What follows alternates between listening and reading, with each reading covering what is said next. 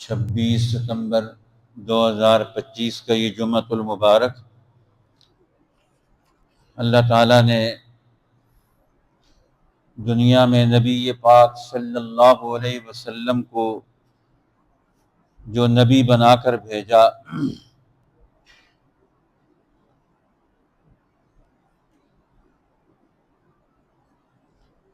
تو ان کے مقاصد متعین فرمائے۔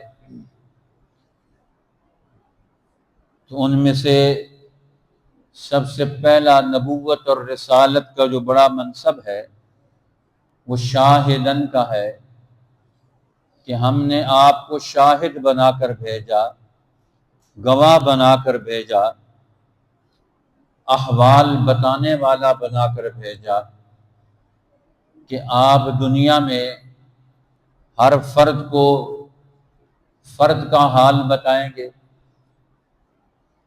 ہر مرد اور عورت کو اس کے منصب کے تقاضوں کا حال سمجھائیں گے کہ وہ کس حال میں ہیں آج۔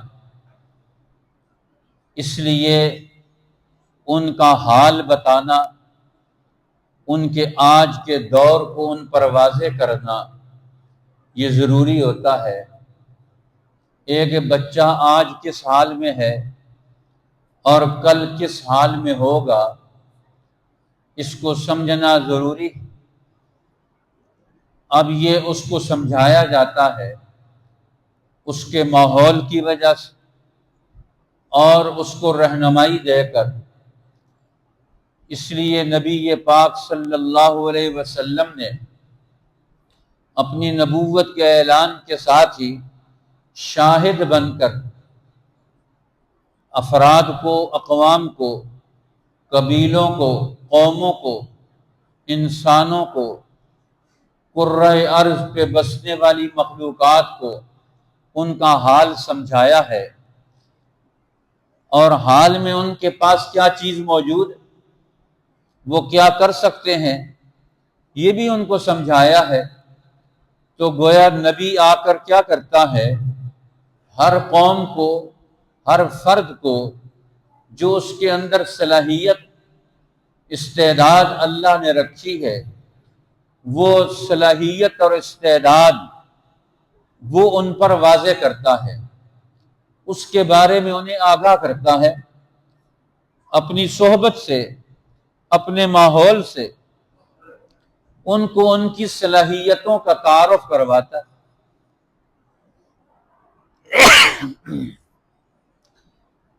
انسان اپنی صلاحیتوں کا استعمال غلط ماحول کی وجہ سے نہیں کر سکتا، اس کی صلاحیتیں دب جاتی ہیں، مر جاتی ہیں، کمزور ہو جاتی ہیں۔ انسانوں کو نبیوں کی آمد سے پہلے اس دور کے جھوٹے رہنما، اس دور کے ناقص رہنما، اس دور کے مفاد پرست لوگ، اس دور کے متکبر اور ظالم، وہ انسانوں کو ان کی صلاحیتوں سے محروم کر دیتے، وہ اپنی صلاحیت کا استعمال ہی نہیں کر سکتے، اس لیے وہ دنیا میں مار کھاتے رہتے، پریشانیوں میں مبتلا رہتے۔ لیکن جیسے ہی انہیں اپنی صلاحیتوں کا پتہ چلتا ہے، اپنی طاقت کا پتہ چلتا ہے، اپنے اندر کی قوت کا پتہ چلتا ہے، تو پھر وہ کسی کے دباؤ میں نہیں آتے، پھر کسی کے خوف میں نہیں آتے، ان کو اپنی صلاحیتوں کا ادراک ہو جاتا ہے، ان کو اپنی صلاحیتوں کا احساس ہو جاتا ہے۔ اب جس طرح ایک آدمی فالج میں مبتلا ہوتا ہے، فالج ہو گیا تو ذہنی طور پر سمجھ جاتا ہے کہ میرا ہاتھ کام نہیں کرتا، وہ اپنے ہاتھ سے کام لینا چھوڑ دیتا ہے، کہتا ہے یہ ہاتھ کام ہی نہیں کرتا، اس لیے وہ اس سے کام نہیں لیتا، اسے چھوڑ دیتا۔ اس لیے ہمارے اطباء، حکماء یہ انسانوں کو رہنمائی دیتے ہیں، میں بھائی تم اپنا ارادہ تو کرو اس ہاتھ سے کام لینے کا، تمہارے دماغ سے اس تک احساس پہنچے، خبر پہنچے۔ تم نے ارادہ ہی نہیں کیا تو وہ تو بالکل ختم ڈیڈ ہو جائے گا۔ ایک تو بیماری آئی، اور ایک ہے اس بیماری کو اس نے اپنے اندر جگہ دے کر اس نے عزم، ارادہ اور اپنے دل کا خیال اور اپنے دماغ کی آرزو وہ بھی ختم کر لی۔ یہی حال ہوتا ہے قوموں کا جب لمبا عرصہ کسی قوم پر جہالت کا گزرتا، لمبا عرصہ کسی قوم پر بیماریوں کا گزرتا ہے، قومی اور اجتماعی بیماریوں کا، وہ اپنے اعضاء سے، اپنے دل و دماغ سے، اپنے اندر کی ظاہری اور باطنی قوتوں سے وہ کام لینا چھوڑ دیتے ہیں۔ اب نبی آ کر کیا کرتا ہے؟ قرآن یہی سمجھاتا ہے، میرے پیغمبر ہم نے آپ کو شاہد بنا کر بھیجا ہے کہ آپ ان کی صلاحیتوں کو، ان کی استعداد کو، ان کے حال کو، ان کی قوتوں اور طاقتوں کو ان کے سامنے پیش کریں، انہیں سمجھائیں تمہارے اندر چلنے کی قوت ہے، تمہارے اندر دیکھنے کی قوت ہے، تمہارے اندر سمجھنے کی قوت ہے، تمہارے اندر کام کرنے کی قوت ہے۔ لوگ تو وہی ہوتے ہیں، لیکن نبی کی آمد سے ان کی نئی صلاحیتوں کا اظہار ہوتا ہے، ان کے مسئلے حل ہونا شروع ہو جاتے ہیں، پریشانیاں دور ہو جاتی ہیں۔ حضرت یوسف علیہ السلام مصر کی جیل سے نکلتے ہیں تو مصر کے رہنے والی قومیں، اس کے بادشاہ، اس کا نظام سیاست، اس کے حکمران طبقے، ان کے اہل علم، ان کے مذہب کے ماننے والے، وہ سب کے سب لوگ اب آنے والے مصر کے مستقبل کے حوالے سے کوئی خبر نہیں رکھتے ہیں، کوئی پتہ نہیں کہ وہ کس دور کی طرف بڑھ رہے ہیں۔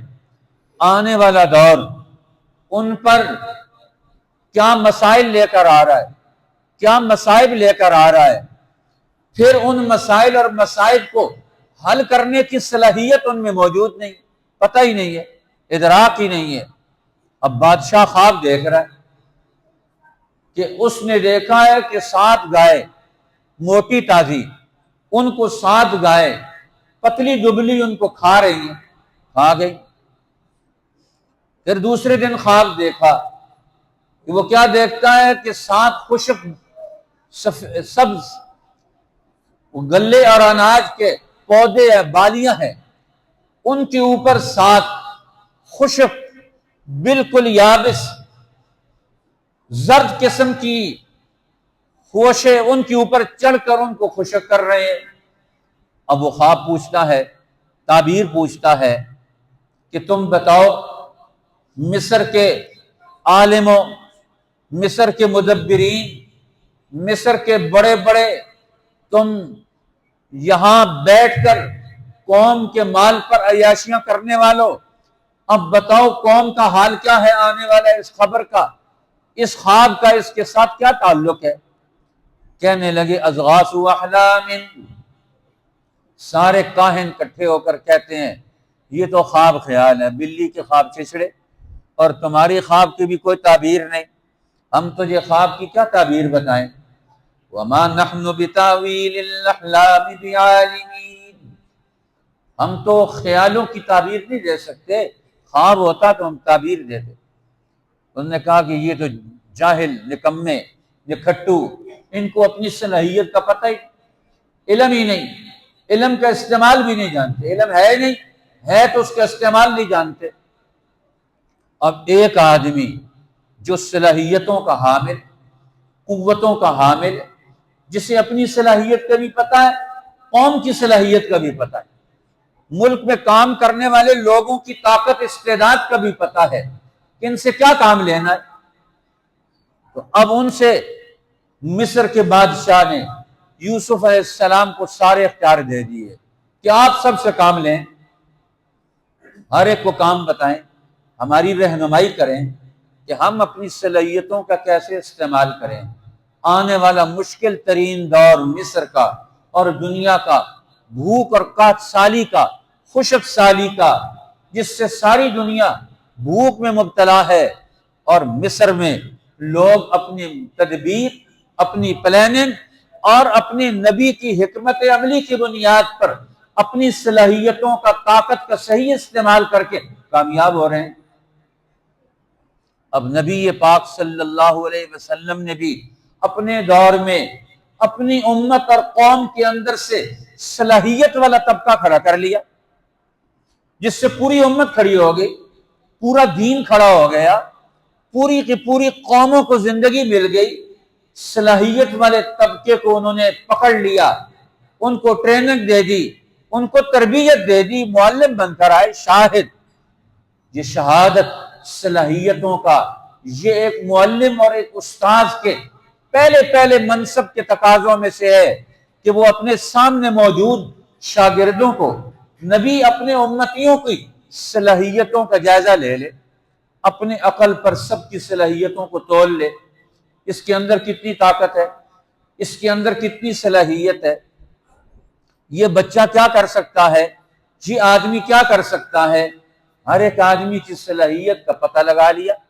نبی پاک صلی اللہ علیہ وسلم نے، اب اللہ کے پیغمبر ہجرت کر کے جا رہے ہیں، راستے میں مکہ کے سرداروں نے اعلان کیا ہوا ہے 200 اونٹ ملیں گے جو محمد صلی اللہ علیہ وسلم یا ابو بکر صدیق کی خبر دے گا یا ان کا سر کاٹ کے لائے گا۔ ایک کا لائے تو 100 اونٹ، دوسرے کا لائے تو 200 اونٹ ملیں گے۔ اب بہت سارے لوگ اس طاقت کا استعمال کر رہے ہیں کہ ہم ان کو پکڑ کے لے آئے اور ان کا یا سر لے آئے، تلاش کر رہے ہیں۔ عرب کے سورما طاقتور لوگ وہ قومی زندگی کو نہیں آگے بڑھا سکتے، وہ اپنی قوم کی ترقی کا منصوبہ نہیں دے سکتے، لیکن حکمران طبقے وہ ان کو ایک ٹرک کی بتی کے پیچھے لگا دیتے ہیں، کسی کو کچھ فائدہ دے دیتے ہیں، لوگ اسی کو حاصل کرنے کے لیے اپنی آخری کامیابی سمجھ لیتے ہیں، دوڑ رہے ہیں۔ اب ایک عرب سردار سراقہ ابن مالک، اب وہ بھی دوڑ رہا ہے، اپنے گھوڑے پر سوار اللہ کے پیغمبر کے قریب پہنچ گیا۔ اب وہاں قریب پہنچا کہ آپ پر حملہ آور ہو کر وہ آپ کے وجود اثر کو اپنے مفاد کے لیے اور مکہ کے سرداروں اور حکمرانوں کے مفاد کے لیے مجھے مفاد ملے گا، میں یہ کام کر گزروں۔ اب وہاں قریب پہنچا تو اس کے پاؤں زمین میں دھس گئے، گھوڑے کے پاؤں، اب پتھر ہے، پتھریلی زمین کے اندر گھوڑا اندر دھس گیا، ٹانگوں سمیت اس کی ٹانگیں بھی زمین کے اندر ہل نہیں سکتا۔ وہ سمجھ گیا یہاں ماجرا کوئی اور ہے، یہاں ہماری حکمرانی نہیں چل سکتی، ہماری حکمرانی صرف اللہ تعالیٰ ہر ایک کو حکمرانی دیتا ہے دائرہ کار کے۔ جب انسان اپنے دائرے سے نکلتا ہے، رب العالمین کی خدائی کو چیلنج کرتا ہے، تو پھر اللہ تعالیٰ کی خدائی کا چیلنج کرنا یہ انسان کے لیے وبال بنتا ہے۔ اب اس کے پاؤں دھس گئے۔ اب اللہ کے پیغمبر صلی اللہ علیہ وسلم سے عرض کرتا ہے کہ لگتا ہے کہ یہ آپ کی وجہ سے ہوا ہے، آپ دعا کریں کہ میں اس سے نکل جاؤں تو میں آپ کا دفاع تحفظ کروں گا۔ اب آپ نے دعا مانگی، پاؤں نکل گئے، گھوڑا اوپر آ گیا۔ انسان لالچی ہوتا ہے، پھر اس نے ارادہ کیا، پھر اللہ کے پیغمبر صلی اللہ علیہ وسلم کو وہ اسی طریقے سے حملہ آور ہو۔ اب پھر نتیجہ کیا نکلا، پاؤں زمین میں دھس گئے۔ اب دوسری دفعہ دھسے، وہ سمجھ گیا کہ یہ معاملہ صرف خیالی نہیں ہے، یہ حقیقت پر مبنی ہے۔ وہ کہتا ہے اب دعا مانگے میں اس قید سے خلاصی پالوں۔ آپ نے فرمایا کہ تو سردار ہے، سمجھدار ہے، اور تو کن کاموں میں الجھا ہوا ہے، کن لوگوں کے پیچھے اپنی صلاحیت اور طاقت ضائع کر رہا ہے؟ مکہ کے جھوٹے سردار، بت پرست سردار، مفاد پرست سردار، تم ان کے لیے اپنی طاقت کا، اپنی قوت کا استعمال کر رہے ہو۔ تم کہاں کھڑے ہو؟ اپنی صلاحیت کو جانو، اپنی طاقت کو جانو، اور اپنی صلاحیت اور طاقت کا صحیح استعمال کرو۔ اور اسے توجہ دلائی، نبی پاک صلی اللہ علیہ وسلم نے توجہ دلائی، فرمایا سراقہ تیرا کیا حال ہوگا اس وقت جب کسریٰ کے کنگن تجھے پہنائے جائیں گے۔ اب سراقہ کو اللہ کے پیغمبر اس کی صلاحیتوں کی بنیاد پر اس کا اگلا میدان بتا رہے ہیں کہ تمہارے ذہن سے، تمہاری عقل سے، تمہارے علم سے، تمہارے عمل سے، تیرے جسم اور ذہن اور عقل کی صلاحیتوں سے دنیا میں کیا تبدیلیاں آنے والی ہیں، کیا حال ہوگا تیرا اس وقت جب کسریٰ کے کنگن تجھے پہنائے جائیں گے۔ اب اس کے خواب و خیال میں بھی نہیں ہے کہ عرب کا ایک نوجوان وہ کسریٰ ایران کو فتح کر سکتا ہے، وہ ایران کے بادشاہ کو وہ توڑ سکتا ہے، اس کے اندر یہ طاقت اور صلاحیت موجود ہے۔ لیکن اللہ کے پیغمبر کیا بن کر آئے؟ انا ارسلناک شاہدا، اے پیغمبر ہم نے آپ کو شاہد بنا کر بھیجا ہے کہ تمہارے اندر کی کیا صلاحیتیں ہیں۔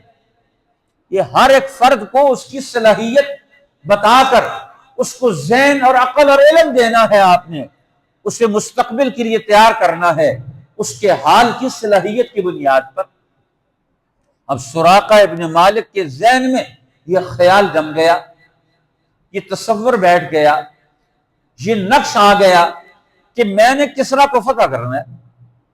اب نبی پاک نے ایک ہی مرحلے میں پہلی ملاقات میں اس کو دنیا میں فتح کا ذہن دے دیا، غلبے کا ذہن دے دیا، طاقت کا صحیح استعمال، متکبروں کو ذلیل کر کے انسانیت کو ترقی دینے کا ذہن دے دیا۔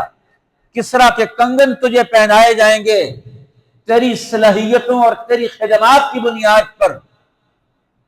وہ تعجب کرتا ہے، کسریٰ ابن ہرمز، وہ کسریٰ جو ایران کا بادشاہ ہے، ہرمز کا بیٹا کسریٰ، پر میں ہاں اسی کسریٰ کی بات کر رہا ہوں۔ اب وہاں عرب کے اندر بیٹھنے والے اب ہجرت کر کے جا رہے ہیں، مکہ کو چھوڑ کر جا رہے ہیں، اپنے وطن کو چھوڑ کر جا رہے ہیں، اپنے قبیلے والوں نے نکال دیا، وہاں سے نکلنے پر مجبور ہیں، لیکن اللہ کے پیغمبر کو اپنی صلاحیت پر اور اپنے سامنے اپنی امت اور اپنے شاگرد اور عرب کے نوجوان قوت پر کتنا بڑا اعتماد، اس کو کس صلاحیت کا پیغام دے رہے؟ یہ صلاحیتوں کا استعمال یہ پیغمبر نے سکھایا۔ آج مسلمان ہے، صلاحیتیں ہیں، لیکن سکھلانے والا کوئی نہیں۔ اس کے اندر کی صلاحیت کیا ہے، اسے استعمال کیا کرے گا، کیسے استعمال کرے گا، کب استعمال کرے گا، کہاں استعمال کرے گا، آج کوئی بھی نہیں جانتا۔ اس لیے فرمایا میرے پیغمبر آپ کو شاہد بنا کر بھیجا۔ ہم قرآن میں بار بار اس کو پڑھتے ہیں، قرآن پاک میں اللہ تعالیٰ نے پھر ایک اور مقام پر دوسری وحی میں بھی اسی لفظ کو استعمال کیا۔ انا ارسلنا الیکم رسولا شاہدا علیکم کما ارسلنا الی فرعون رسولا۔ اور میں نبی پاک صلی اللہ علیہ وسلم کو اللہ تعالیٰ نے دنیا میں بھیجا تو عرب اور مکہ کے لوگوں کو بتایا جا رہا ہے ہم نے تمہاری طرف رسول بھیجا ہے، شاہدن علیکم، جو تم پر شہادت دیتا ہے، تمہیں تمہارا حال بتاتا ہے، تمہیں تمہاری صلاحیتوں کا سبق پڑھاتا ہے۔ کما ارسلنا الی فرعون رسولا، جس طرح فرعون کی طرح ہم نے رسول بنا کر بھیجا تھا۔ اب اللہ کے پیغمبر نے عرب کے ایک ایک نوجوان کو صلاحیت اور استعداد کے اعتبار سے واضح کیا۔ عبداللہ ابن مسعود، چھوٹا سا قد، اس انگلی سے 2 انگلیوں کے برابر ان کی پنڈلیاں، اللہ کے رسول کے سامنے اس پھرتی کے ساتھ درخت پر چڑھ گئے۔ اللہ کے پیغمبر صلی اللہ علیہ وسلم کے سامنے آئے۔ اب مکہ کے کمزور ترین گھرانے سے تعلق رکھتے ہیں، آپ کی والدہ مکہ میں دایا کا کام کرتی ہے، عبداللہ ابن مسعود، لیکن اللہ کے پیغمبر صلی اللہ علیہ وسلم نے آتے ساتھ ہی کہتے ہیں یا رسول اللہ مجھے کلمہ پڑھا دیں، مسلمان ہونے کے لیے آئے کہ میں آپ کی تعلیم و تربیت سے اگلا دور اپنی زندگی کا، آپ کی رہنمائی سے میں اس کو اگلے دور میں اپنے آپ کو آپ کی رہنمائی میں اگلے دور میں آگے بڑھنا چاہتا ہوں۔ آپ نے فرمایا تم تو سکھلائے ہوئے بچے ہو، انت طفل معلم، تیرے دل و دماغ میں پہلے سے یہ تعلیم موجود ہے، یہ صلاحیت موجود ہے، یہ استعداد موجود ہے۔ اور آپ نے فرمایا یہ علم کا کتلہ ہے، اس کے اندر علم بھرا ہوا ہے۔ اس لیے صحابہ اکرام وہ فرمایا کرتے تھے، آپس میں گفتگو کرتے کہ سارے صحابہ کا علم جمع کیا جائے تو بعد کے آنے والے لوگ بھی اس کی طرف توجہ دلاتے ہیں۔ اور میں سارے صحابہ کا علم جمع کیا جائے، وہ 3 صحابہ کے اندر جمع ہو جاتا ہے، حضرت عمر، حضرت علی اور حضرت عبداللہ ابن مسعود۔ اب سارا دور نبوی کا علم ان 3 کے اندر جمع ہو گیا۔ اب عبداللہ ابن مسعود وہ آ رہے ہیں، رسول اللہ ان کی صلاحیت ان کو بتا رہے ہیں۔ اب اللہ کے پیغمبر کا سارے علم کو، سارے علوم نبوت کو انہوں نے اپنے اندر ضبط کر لیا، جمع کر لیا، محفوظ کر لیا، اول سے لے کر آخر تک نبی پاک صلی اللہ علیہ وسلم کے ساتھ ساتھ رہے، اور آپ کی صلاحیتیں پروان چڑھتی رہیں، پالش ہوتی رہیں۔ آج ہمارے نوجوان کی صلاحیتیں برباد ہو رہی ہیں، بیکار ضائع ہو رہی ہیں۔ وہ اپنی صلاحیتوں کا خود استعمال کر کے پتہ ہی نہیں کیا کرنا ہے، کسی کو نہ ماں باپ کو پتہ ہے، نہ بچوں کو پتہ ہے، نہ اوپر والوں کو، نہ نیچے والوں کو۔ ہم اپنی قوم کو کدھر لے کر جائیں گے؟ اب نبی پاک صلی اللہ علیہ وسلم کے ساتھ ساتھ چل رہے ہیں اور آپ کی صلاحیتوں کا اظہار ہو رہا ہے، صلاحیتیں بتائی جا رہی ہیں، ان کے اندر کیا صلاحیت موجود ہے۔ یہ شاہدن، اے پیغمبر ہم نے آپ کو شاہد بنا کر بھیجا، جو بھی آپ کے پاس آئے گا اس کی چھپی ہوئی صلاحیتوں کو آپ اس طرح ترتیب دیں گے، اس طرح تعلیم دیں گے، اس طرح پالش کریں گے، اس طرح خوبصورت بنائیں گے کہ یہ دنیا، رہتی دنیا تک کے لیے سینکڑوں نہیں، ہزاروں نہیں، لاکھوں نہیں، کروڑوں انسانوں تک ان کا فائدہ پہنچے گا۔ اب عبداللہ ابن مسعود کے علم سے کتنے لوگ فائدہ اٹھا رہے ہیں؟ کوفہ کا معلم اور استاذ بنا کر بھیجا۔ حضرت عمر رضی اللہ تعالی عنہ نے کوفہ کا مرکز بسایا، اسے مدینہ کے بعد علم کا بڑا دور اور مرکز بنایا کہ مشرق کی ساری اقوام وہاں تک آتی ہیں۔ وہاں ایک جلیل القدر صحابی رسول کو بھیجا جائے جو وہاں جا کر رہنمائی دے سکے۔ اور کوفہ والوں کو خط لکھا، فرمایا میں نے عبداللہ ابن مسعود سے رہنمائی لینے کے لیے میں اپنے آپ کو محتاج سمجھتا ہوں کہ میں ان سے رہنمائی لوں، نبوت کے علم کے بارے میں، اپنی خلافت کی تعمیر و ترقی کے بارے میں ان کے علم سے فیض یاب ہو جاؤں۔ میں نے اپنے اوپر تمہیں ترجیح دی ہے، تمہارے پاس عبداللہ ابن مسعود کو بھیج رہا ہوں، ان کی قدردانی کرو۔ اور ان کا حال یہ تھا کہ وہاں کوفہ میں زندگی کے سارے دور کا بڑا حصہ، لمبا دور وہاں گزارا، ہر وقت کسی نہ کسی کو پڑھا رہے ہیں۔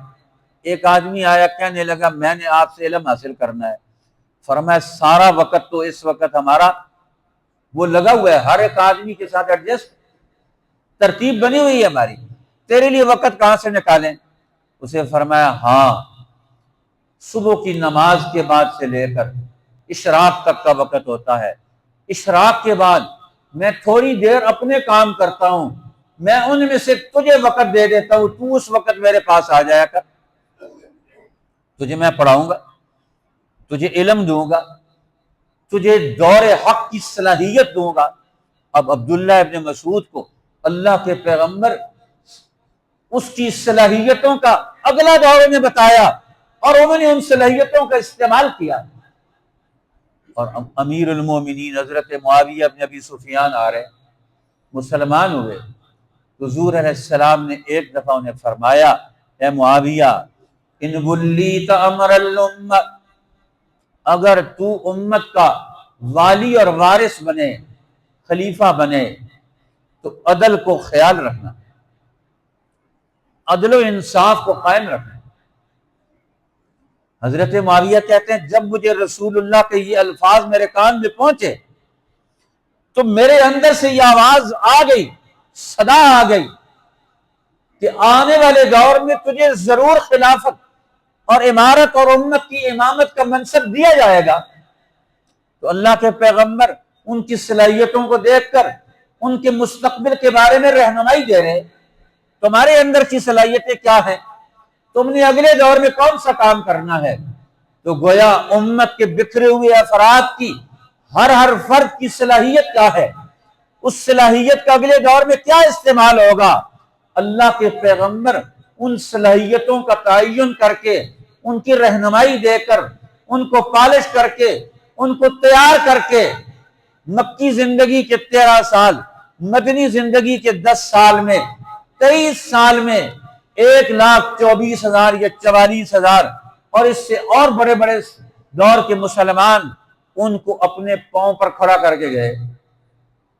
ہر ایک اپنی صلاحیت کا استعمال دین کے لیے، قوم کے لیے، انسانیت کے لیے، ہر طبقے کو دنیا میں کامیاب بنانے کے لیے ہر صحابی رسول اپنی صلاحیت کا استعمال کرے گا۔ آج مسلمانوں کی صلاحیت کا استعمال کون کرتا ہے؟ ہمارے بچوں کی صلاحیت کا استعمال کون کرتا ہے؟ آج کے شیطان کرتے ہیں۔ ہمارے ملک میں ڈاکٹر، انجینئر فارغ ہونے کے بعد کہاں جائیں گے؟ یورپ جائیں گے۔ ان کی صلاحیت کا استعمال کون کرے گا؟ دوسرا کرے گا، شیطان کریں گے، دنیا کے کافر اور ظالم کریں گے۔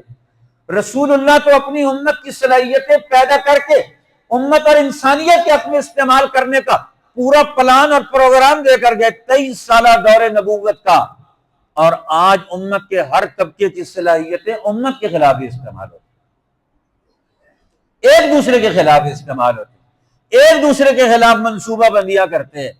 آج امت کی ترقی کا کوئی پروگرام کسی فرد کے پاس نہیں، پوری امت کو کامیاب بنانے کا۔ چلو پاکستان میں رہنے والے پاکستانیوں کو کامیاب بنانے کا کیا پلان ہے، کسی کے پاس کیا پروگرام ہے؟